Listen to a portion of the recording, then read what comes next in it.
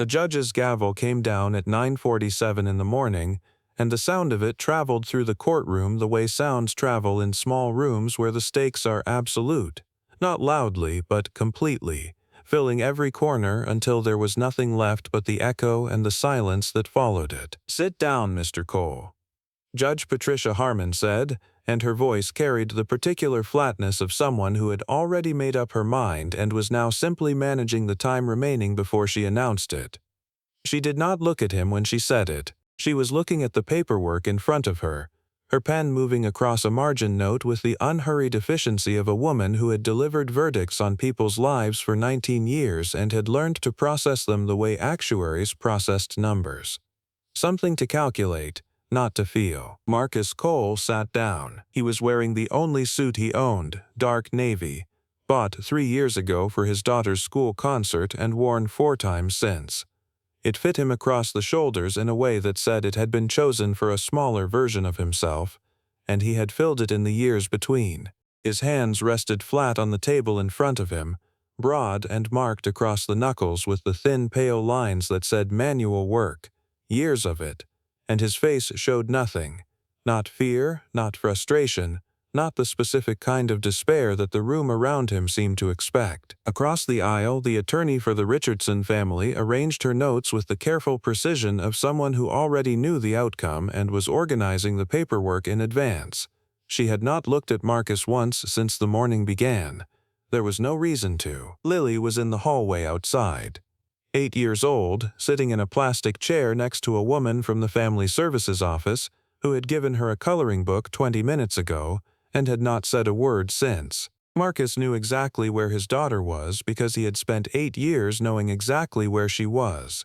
That was what you did when she was the only thing that mattered. Before Judge Harmon finished the sentence she had begun forming behind her eyes, the back door of the courtroom opened. Not quickly, not dramatically.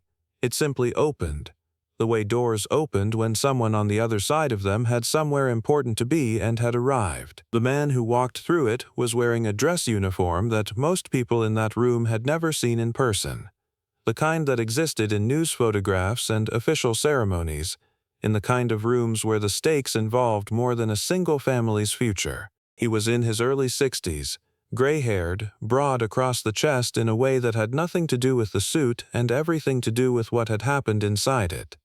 He walked with the measured pace of someone who had learned a long time ago that urgency was not the same as speed. Judge Harmon looked up from her margin notes, and in the few seconds that passed between that look and whatever came next, Marcus Cole sat at his table with his hands flat on its surface and waited with the absolute stillness of a man who knew how to wait, because he had learned it in rooms where the alternative to waiting was dying, and this, whatever this was not that. If you've ever watched someone be dismissed by a room that didn't have the information it needed, this one's for you. Subscribe and stay with us. Marcus Cole had a system for mornings, and it never changed. He was awake by 5, not because an alarm told him to be, but because 15 years of being somewhere that needed him before anyone else arrived had made the habit permanent, in a way that no amount of civilian life had fully revised. He made coffee in the small kitchen of the apartment on Delancey Street, stood at the window while it brewed, and watched the block below go from dark to gray to the particular pale gold that meant the city was deciding to be conscious again. The radiator clicked. The upstairs neighbor's dog walked across the floor above him in 3 slow, heavy passes. The first bus on the cross street hissed open its doors at the corner and let 2 people off into the cold. By 6, he had completed the 3 miles he ran every morning along the river path in the dark, the one with the broken lamppost at the quarter-mile mark that he had learned to navigate by feel. And he was back in the kitchen making Lily's lunch before she was awake. Peanut butter and the strawberry jam she had switched to last month without explanation. Grapes in a small container. The kind of granola bar that came wrapped in green because the blue ones had a texture she found objectionable. He had learned these things the way fathers learned them, through iteration and close attention, through the specific quality of the look a child gave you when you got it right, and the different quality of the look when you didn't. Lily came down the hallway at 6:45 in mismatched socks, which was not an accident. She had developed a system by which she selected 2 socks from different drawers, held them at arm's length, and chose the pairing she found most aesthetically interesting. Marcus had watched this process twice without comment and had decided it was entirely her business. She was 8 years old and small for it, with the focused, observant quality of a child who had been paying close attention to the world since she was very young and had developed opinions about most of it. She had her mother's eyes, dark and direct, and her father's habit of going very still when something mattered. She called the stuffed rabbit on her bed Professor Bun and spoke to him in complete sentences. She had been on the honor roll twice in 2 years. "Is today the day?" she asked from the kitchen doorway. "It's today," Marcus said. She crossed to the table and sat down without ceremony. She did not ask what would happen. She had asked that question once, 3 weeks ago, sitting at this same table with a half-eaten sandwich in front of her, and Marcus had told her the truth, that he did not know exactly what would happen, but that he did know they were going to be okay. She had looked at him for a long moment, with the particular expression she wore when she was deciding whether she believed something, and then she had nodded once and finished her sandwich. She had not asked again. Marcus had been driving for Meridian Logistics for 2 years and 3 months. The route had a rhythm to it that he respected. South District in the morning, warehouse pickup at 11, North run from noon to 4, done by the time Lily's school day ended. He drove a white van with the company logo on the side and wore the gray uniform that printed his name above the left breast pocket in small dark letters. He was never late on a delivery. He was never short with the people who answered their doors. He did not make promises he could not keep, and he did not take shortcuts that left the next driver dealing with the consequences. It was not the job he had been trained for, but it was the job that let him be home. That had been the calculation 3 years ago, when everything that came before it ended. Not loudly, not with a ceremony or a statement or even a conversation of any particular meaning, just a decision made in a hospital corridor while his daughter slept in a chair beside him, that the life that came next needed to be built around her, and that building it around her meant being present in ways that certain other lives had not allowed. He had never told anyone about the life before. Not the dispatcher at Meridian, not the parents at Lily's school, not the neighbors on Delancey Street who knew him as the quiet man in 4B who always held the elevator. He wore no evidence of it on his person except the one thing that could not be removed. A thin scar across the back of his left hand where something had traveled through the air faster than thought in a country most people in his building had never thought about, and the particular quality of stillness he carried that was not blankness but something older and more deliberate than blankness. The stillness of a man who had learned to be calm in rooms where calmness was the only useful thing. Lily noticed the scar sometimes. She had asked about it once, at 5. He had said he hurt his hand a long time ago working. She had nodded and moved to the next thing, which was what 5-year-olds did, and she had not asked again.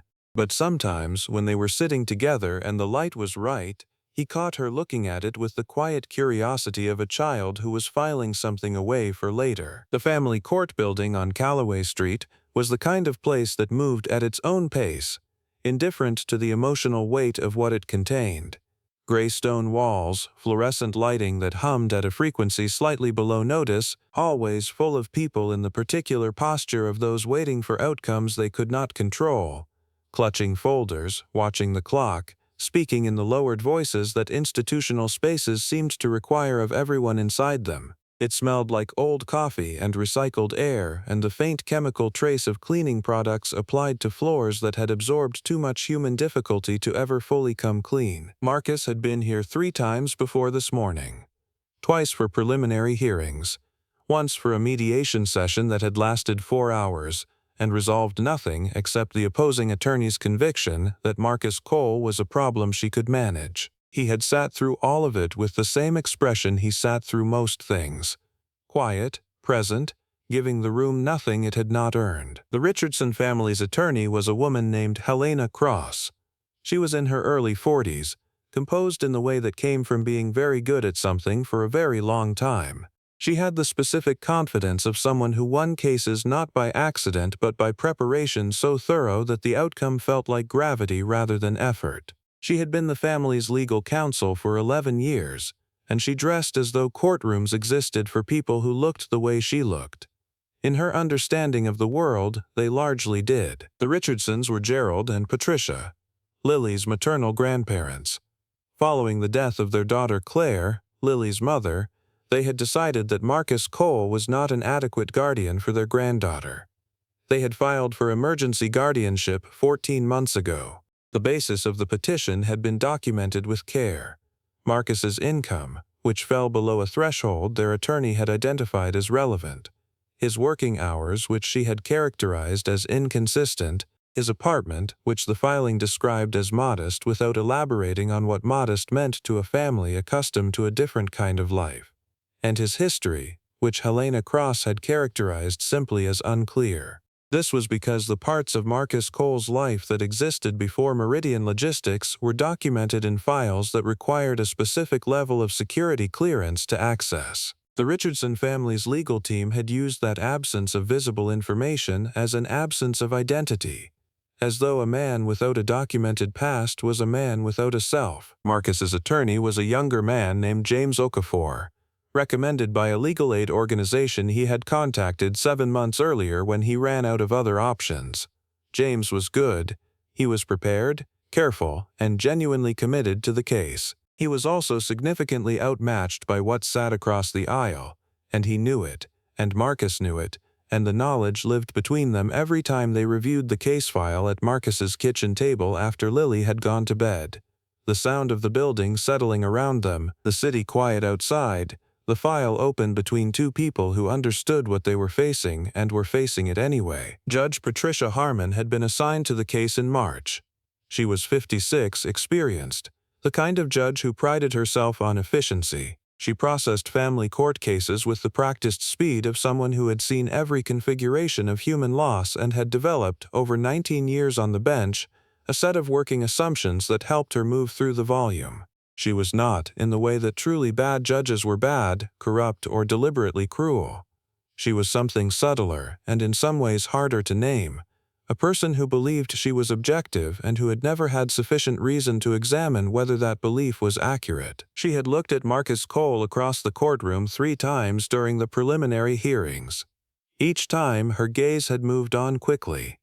Not with hostility, just with the particular velocity of a mind that had already filed something under a category and moved to the next item. The morning's testimony moved in a direction and it moved there efficiently. Helena Cross called Gerald Richardson first.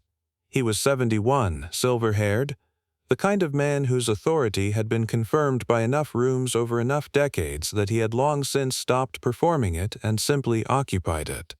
He spoke about Claire, about the granddaughter who shared her eyes, about the importance of stability and educational environment and what he called socioeconomic continuity.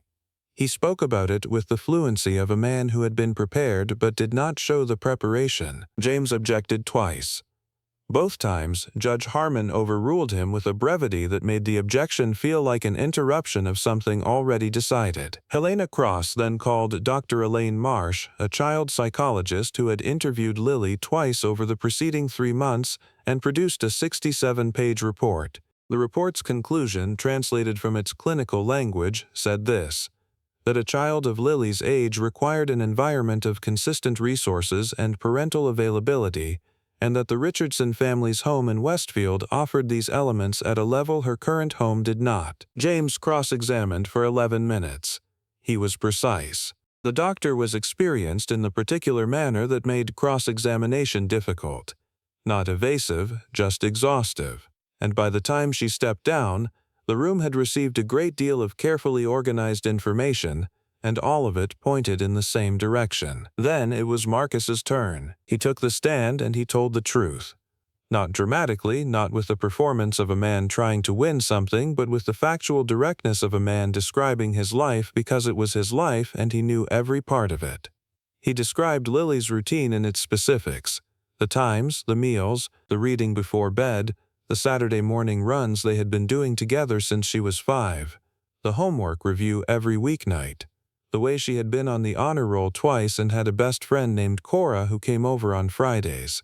He described his work schedule and how he had structured it around her school hours from the day she started kindergarten. He had begun to describe what his prior career had been, the part of his history that existed before Meridian Logistics, the part that explained who he was underneath the gray uniform. When Judge Harmon looked up from her notes, "Mr. Cole," she said, "I'm going to redirect you. Your work history prior to your current employment isn't what's before this court today. What's before this court is your current capacity as a custodial parent." Marcus stopped.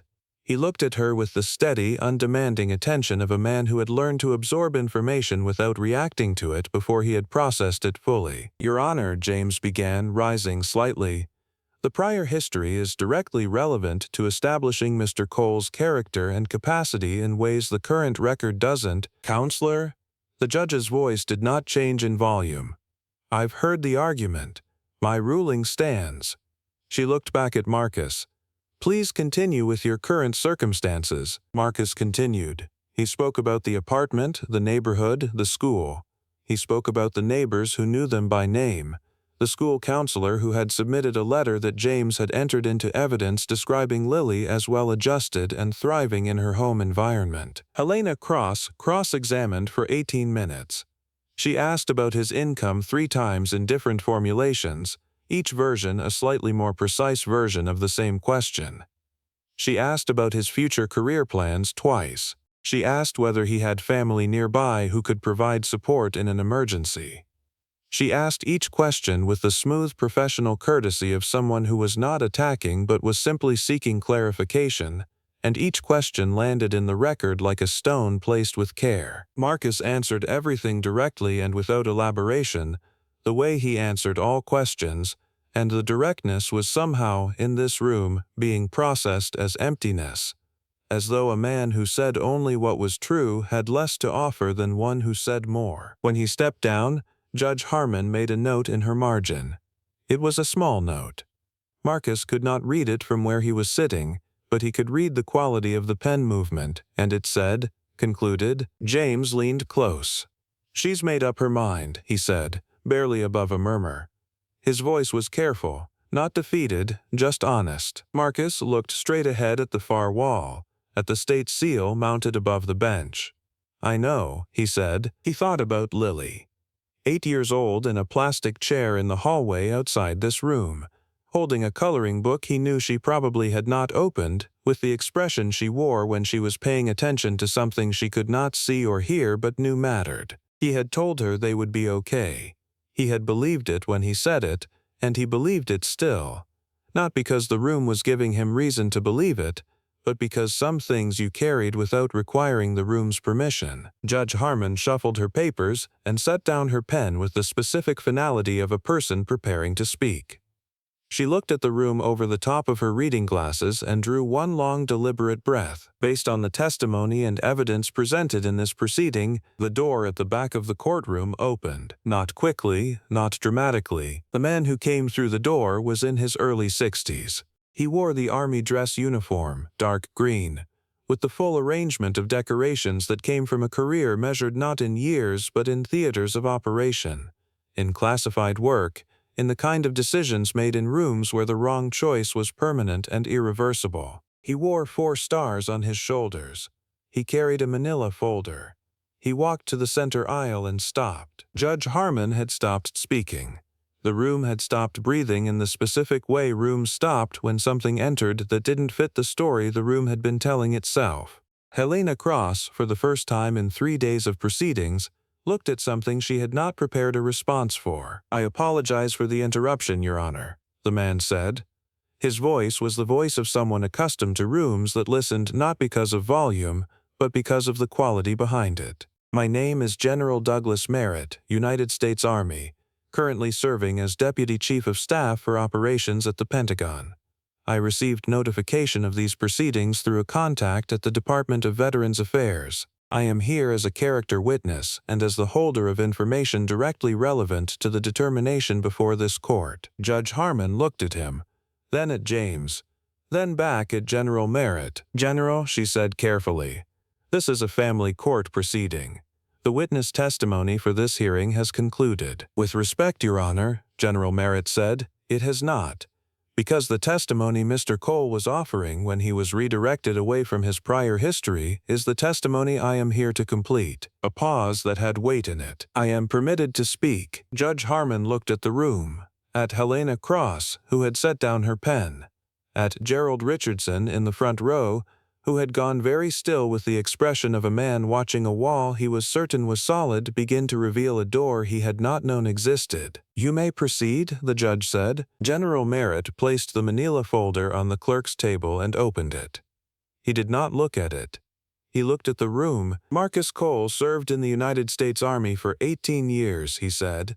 He was commissioned as a second lieutenant from West Point in 2001. He deployed to Afghanistan in 2002 and again in 2004, 2006, and 2009. He was promoted to major in 2007 and to lieutenant colonel in 2010. He commanded the 1st Ranger Battalion, 75th Ranger Regiment from 2011 to 2013. Helena Cross had picked her pen back up. It was not moving. In March 2009, Lieutenant Colonel Cole, then serving as a major in command of a special operations unit in Kandahar province, led an engagement resulting in the extraction of 5 coalition personnel from a compromised safe house, 2 of them with critical injuries. He sustained injuries to his left hand during the extraction when an IED detonated at close range while he was pulling the last man through a collapsed corridor. He continued the operation until all personnel were out. General Merritt paused. Not for effect, for accuracy. He was awarded the Silver Star for that action. He holds, in total, the Silver Star, the Bronze Star with Valor Device, the Purple Heart, and the Meritorious Service Medal. He also holds a commendation from the Joint Chiefs that I am not at liberty to describe in full detail in this room because the operation it pertains to remains classified at a level this venue does not permit. The folder contained copies of each document. The clerk received them. He left active duty in 2014, General Merritt continued, when his wife Claire was diagnosed with a condition requiring full-time care. He refused the relocation assistance package. He refused the transition benefits that would have required his continued engagement with the Army. He separated with only his pension, which he subsequently reduced through a formal election in order to qualify for a health insurance program that covered his wife's treatment fully. He spent the following year as her primary caregiver while raising their daughter, who was 4 years old. In the front row, Patricia Richardson had placed her hand over her mouth. When Claire died in 2016, Marcus Cole made a decision that a man in his position did not need to make. He had more than enough credentials, more than enough connections, and more than enough ability to pursue work at a level that would have satisfied every standard this court has applied to income and stability and standing. He chose instead to take work that allowed him to be home every afternoon when his daughter came out of school. He drove a delivery route because it ended at 3. General Merritt closed the folder. "I have known Marcus Cole for 16 years, he said. "I was his commanding officer for 4 of them. I have seen him make decisions in conditions that no courtroom document can fully capture.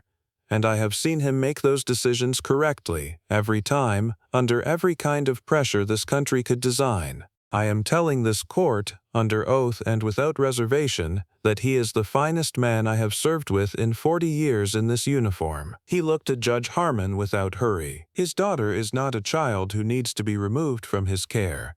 She is a child who has been shaped in every way that matters by being in it. And I drove 4 hours this morning to make certain this court knew that before it made any further determination." The room held what it had just been given, not all at once. The way rooms held things too large for immediate processing, one person at a time, each understanding arriving separately even though the information was the same. Judge Harmon looked at the documents. She did not rush. She read each one with the care of someone revising a position, not a legal one exactly, but an understanding.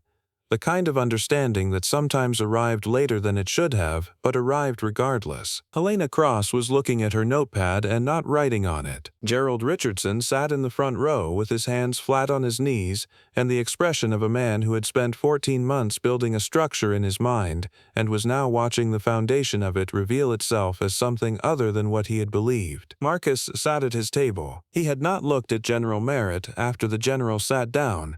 He was looking at the table. at his hands flat against its surface, at the thin scar along the back of the left one, pale and permanent in the fluorescent light. He was not thinking about the courtroom. He was thinking about Lily in the plastic chair in the hallway, with her coloring book and Professor Bunn tucked under her arm, with the specific expression she wore when she was listening for something she could not quite hear. He had not told her the full shape of today. He had told her they were going to speak to the judge one more time, and that it was going to be okay. He had believed both things when he said them. The gap between belief and certainty had lived in his chest for 14 months without a name, and it lived there still, smaller now, but still there, the way anything that has been carried long enough becomes part of the carrying. Judge Harmon set down the documents. She removed her reading glasses. She looked at Marcus directly, which was the first time in 3 days of proceedings that she had done so with the quality of someone who was actually seeing what she was looking at, rather than seeing the category she had already placed him in. "Mr. Cole," she said. Her voice had lost the efficiency of the earlier hours. It had not become warm, but something in it had been revised. "I'm going to take a short recess. When we return, I will have a determination." The recess lasted 11 minutes. When Judge Harmon returned to the bench, she did not look at her notes. She looked at the room. "The petition for emergency guardianship filed by the Richardson family is denied," she said. "Primary custody of Lily Cole remains with her father, Marcus Cole, effective immediately and without condition." She set her hands flat on the bench. She did not look at her notes for what came next either. "I want to say something additional, not for the record but for the room." She looked at James Okafor. She looked at Helena Cross, who met her gaze with the professional composure of someone absorbing a loss without making it visible. Then she looked at Marcus. "This court did not have the full picture," she said, "and I should have required that the full picture be present before this proceeding reached the stage it reached this morning. That is a failure of process for which I am accountable." She paused. "I am sorry for the time this family has spent inside a proceeding that should have been resolved differently." The gavel came down, and this time the sound it made was different from the sound it had made at 9:47. Not in volume, not in the physical fact of wood striking wood, but in everything else. In what it closed, in what it opened. General Merritt was waiting near the side wall when Marcus crossed the courtroom. He did not come forward. He simply stood where he was with the patience of a man who had arrived with a purpose and had fulfilled it, and was now waiting for whatever the moment required next. They stood facing each other for a moment in which neither of them said anything that needed to be said, because the thing that needed saying had been said in a different kind of language over 16 years, in a different kind of room, and it was still said, and it was still true. Marcus extended his hand. The general took it. The handshake was brief and complete. "She needs her father," General Merritt said. "Yes, sir," Marcus said. "Go get her." The hallway outside the courtroom was lit by fluorescent light and smelled like institutional carpet and recycled air and the particular staleness of a building that processed difficult things every day without acknowledging the difficulty. Lily was in the plastic chair against the wall where Marcus had left her. The coloring book was closed on her knees. Professor Bunn was tucked under her arm, his worn fabric ear bent at the angle it always bent when she was holding him tightly without realizing it. She saw Marcus before he was halfway down the hall. She did not call his name. She did not ask any questions. She read his face the way she had been reading his face since she was old enough to look up at it. And what she read there told her what she needed to know. And she was off the chair and across the tile and pressed against his chest before he had finished closing the distance. He caught her with both arms, held her the way he had been holding her for 8 years, with the particular certainty of a man for whom this was the coordinate around which everything else was organized, the thing from which all other directions were measured. She didn't speak. Her arms were wrapped around his neck and her chin was on his shoulder, and he felt her exhale against the side of his face. One long breath, the kind a body releases when it has been holding something it no longer needs to hold. "Are we okay?" she asked eventually, muffled against his collar. He pressed his face against the side of her head. He could feel the small fingers of her free hand, the one not holding Professor Bunn, gripping the fabric of his suit jacket. "Yeah, baby," he said. "We're okay." They stood there in the hallway of the family court building on Callaway Street, in the fluorescent light that hummed the way fluorescent lights hummed, while the building went on processing the things it processed and the city went on outside, indifferent to the particular gravity of one father and one daughter standing in a hallway having arrived at the other side of something. He held her a little longer than necessary.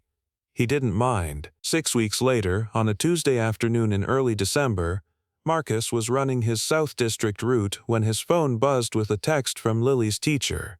Not a concern. A photograph. Lily at her classroom desk, wearing mismatched socks and the expression she wore when she was concentrating fully on something, bent over a piece of paper with a pencil in her hand. Professor Bunn was visible on the edge of the desk. The teacher's caption read, "Lily wrote a story today. She asked if I could send you the title." Marcus pulled the van to the curb and read it. The title of the story was, "My Dad Doesn't Tell People Who He Is, But I Know." He sat in the white Meridian van on the South District route on a Tuesday in December and read those 9 words. Then he set the phone down on the passenger seat and looked out through the windshield at the street ahead of him, at the ordinary and unheroic stretch of it, at the sky above the buildings, flat and gray and specifically December, the kind of sky that made everything on the ground look exactly like itself. He sat there for a while. Then he picked up the phone and typed back to the teacher, "Thank you. Please tell her I'm proud of her." He pulled back into traffic. The route continued. A man is not the sum of what a room decides about him in the first 3 seconds. He is the sum of what he has done in the rooms no one was watching. The choices made when no audience existed to record them. The weight carried without complaint. The child raised without ceremony. The life built in the specific shape required by the people inside it. Some men announce what they are. Some men let what they are speak for itself, eventually, in its own time, on its own terms. And some men build a life so deliberately around the people they love that the life itself becomes the thing they are, quiet and complete and indifferent to whether anyone with authority over it ever fully understands it. Marcus Cole drove a delivery route. He made peanut butter sandwiches with strawberry jam.